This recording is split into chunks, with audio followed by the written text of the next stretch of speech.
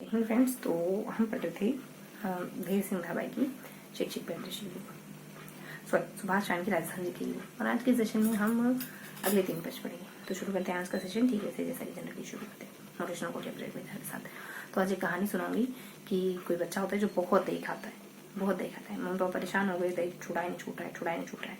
बहुतों के पास लेके समझाने के लिए, लेकिन नहीं मानता है बच्चा। एक बार गाँव के किसी बुजुर्ग व्यक्ति के पास ले जाते बच्चे को। थोड़ा तजुर्बा था, है ना, सुलझा हुआ समझदार व्यक्ति लगता था। गाँव में होते ही ऐसे, है ना। तो बच्चे को लेके गए उसके पास और ऐसे ही उसके पास जाके बैठा दिया, है ना। मम्मी पापा इधर उधर हो गए। तो उसने उसको कहा, व्यक्ति ने उसको कहा कि तुम, है ना बेटे, तुम खूब दही खाओ, खूब दही खाओ। अगर दही खाओगे ना तो ये 4 चीजें अच्छी होंगी तुम्हारे साथ। चोर कभी चोरी नहीं करेगा, पानी में डूब के मरोगे नहीं, बूढ़े नहीं होगे और कुत्ता नहीं काटेगा। बच्चे ने पूछा क्यों, ऐसा ऐसा कैसे पॉसिबल है, सब तो मना करें, प्लान करें। और इन सब का क्या कनेक्शन है आपस में। तो उन्होंने समझाया कि देखो, चोर चोरी नहीं करेगा, खांसते रहोगे रात भर तो कोई घर में आएगा नहीं। पानी में डूब के मरोगे नहीं, क्योंकि कभी पानी के पास जाना पसंद नहीं करोगे, इतना कफ होगा। बूढ़े नहीं होगे क्योंकि वृद्ध जवानी में स्वर्ग से धार जाओगे। और लास्ट में कुत्ता कभी काटेगा नहीं, क्योंकि तुम लाठी टेक टेक के चलोगे। इतने मतलब जवानी में बूढ़ा पा जाएगा तो चला नहीं जाएगा, और इस वजह से कुत्ता तुम्हारे पास कभी आएगा नहीं। तो बच्चा उस दिन से दही खाना छोड़ देता है ना। बस ये बात थी कि उससे पहले क्यों नहीं छोड़ा था, क्योंकि बच्चे को किसी ने सही तरीके से समझाया नहीं था, कारण नहीं बताए थे इतने अच्छे तरीके से। अगर आपको समझा दिया जाए ना व्यवस्थित तरीके से, कारणों के साथ, तर्कों के साथ, बेहतर तर्कों के साथ, तो है ना, तो हम इतने भी मूर्ख नहीं, है ना, कि जानबूझ करके गड्ढे में पाँव डालें। ठीक है, तो शुरू करते हैं आज का सेशन। आज हम अगले 3 पेज पढ़ेंगे, 63, 64, 65, 64, 65 और नहीं 3, 4, 5। इन तीनों पेज में क्या पढ़ेंगे, इनमें हम, है ना, सौर ऊर्जा को पढ़ेंगे, मतलब परंपरागत और गैर परंपरागत ऊर्जा स्रोतों को पढ़ेंगे। इसमें हम आणविक ऊर्जा को पढ़ेंगे, है ना, और कुछ गैस के जो संयंत्र है ना उनको पढ़ेंगे, मतलब गैस ऊर्जा, गैस के बारे में पढ़ेंगे। गैसीय क्या कहेंगे उसको अपन, आणविक ऊर्जा। और एक मतलब परंपरागत स्रोतों में एक तो आणविक ऊर्जा आती है, एक तापीय आती है और एक जल ऊर्जा आती है ना। तो गैस पेट्रोल वगैरह के साथ निकलती है, तो परंपरागत का हिस्सा है। तो गैस संयंत्र पढ़ेंगे अपन, कुछ प्रमुख, सॉरी पावर प्लांट पढ़ेंगे। तो कुछ प्रमुख पावर प्लांट पढ़ेंगे। फिर आणविक ऊर्जा के बारे में पढ़ेंगे अपन। और एक और कैटेगरी अपन देखेंगे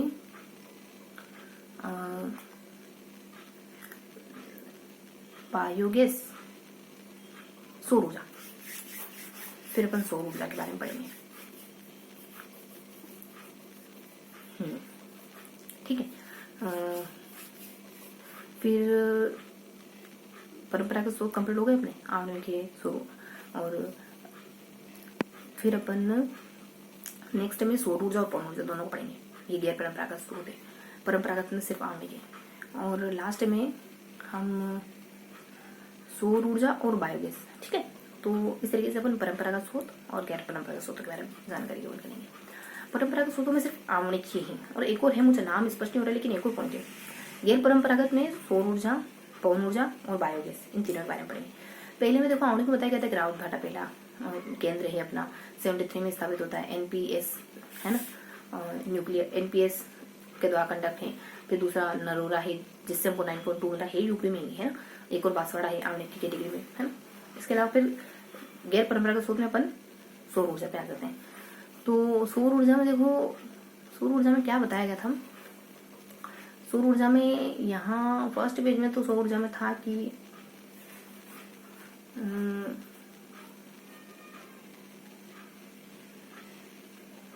पहले पेज में है ना कुछ ट्रिक या फिर कोई फॉर्मेट या फिर ऐसा ही कुछ।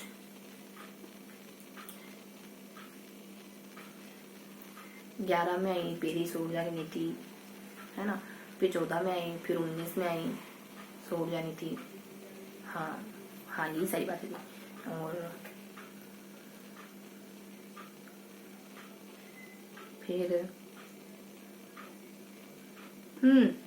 फिर सौर ऊर्जा नीति में बता रखा था कि इसमें ना हम 4 चरणों में कुछ काम कर रहे हैं सौर ऊर्जा नीति के तहत।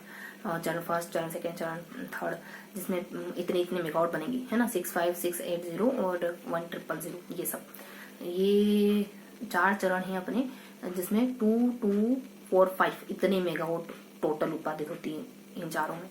और हमारे पास है ना 160 और 60 इतना मेगावाट बनाने की क्षमता रखते हैं अपन। बस इतना ही था सौर ऊर्जा के बारे में। फिर लिग्नाइट आधारित कोयला संयंत्र, है ना, मैंने कहा था ना कि इसमें इस पेज में परंपरागत ऊर्जा के स्रोतों के 2 टॉपिक हैं, एक तो आणविक, एक कोयला, ये दोनों परंपरागत है। बाकी सौर ऊर्जा, पवन ऊर्जा, बायोगैस, ये सब गैर परंपरागत है। तो कोयला, लिग्नाइट आधारित कोयला संयंत्र में क्या पढ़ते पता है, 4 बॉक्स पढ़ रहे हैं, उन चारों में बाड़मेर बीकानेर, और समय काल है इसका 7708 77 और एक और में शायद क्या है 77 और 0 और डैश, ठीक है।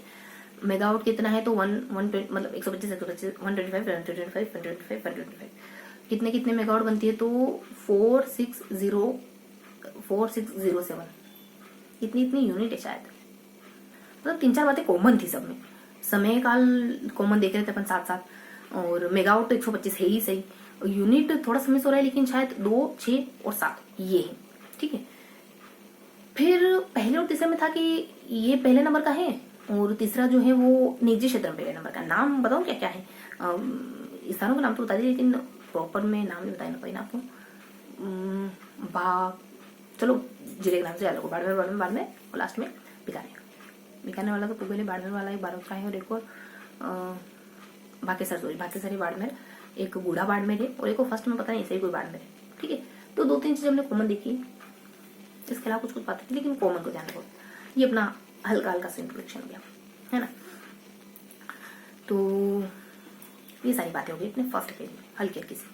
अब अपन सेकंड पेज में आए, थर्ड पेज में आए, तो देखो सेकंड पेज में हम बायोगैस को ही आगे कंटिन्यू, सौर ऊर्जा को आगे कंटिन्यू करते हैं। सौर ऊर्जा के साथ साथ हम पवन ऊर्जा को भी करते हैं। सौर ऊर्जा, पवन ऊर्जा, 2 हिस्से होते हैं पेज के, लेफ्ट राइट, सौर ऊर्जा, पवन ऊर्जा। फर्स्ट पेज में ऊपर नीचे से डिवाइड करो, ऊपर हमने परंपरागत स्रोत, नीचे हमने गैर परंपरागत स्रोत, ठीक है।